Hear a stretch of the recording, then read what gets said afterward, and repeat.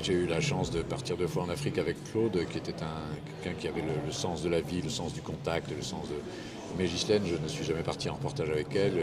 Elle avait surtout une sorte de rigueur, une sorte de combativité, une sorte d'exigence qui me frappait beaucoup. Ce que je me souviens en tout cas, c'est de la cohésion autour de Ghislaine, mais aussi de tous les journalistes de la rédaction Afrique, de la cohésion de cette rédaction, qui était capable de se déchirer comme toutes les rédactions, mais qui, dès qu'il s'agissait d'apporter une information sur ce terrain compliqué de l'Afrique, surtout quand on est un média francophone, de l'ancien colonisateur, enfin, c'est toujours très compliqué, mais en même temps qui est un média de référence pour la plupart des Africains, eh bien, qui avait une exigence, une rigueur, une passion.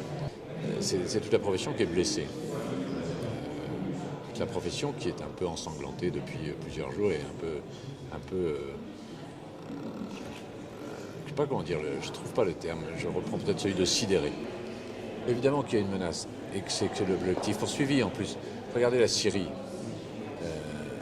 on en parlera demain également dans ces assises. Vous verrez ici, si avec votre caméra, libérer les otages, notre 4 confrères retenus en Syrie, c'est une monnaie maintenant.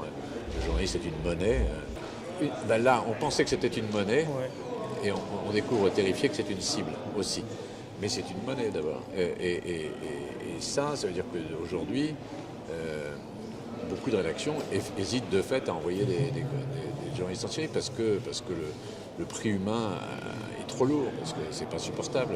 Edith Bouvier sera là demain, qui a été plusieurs fois en Syrie, qui a été gravement blessée, qui a vu Rushlik mourir à ses côtés. Bon, elle est repartie 2 fois en Syrie.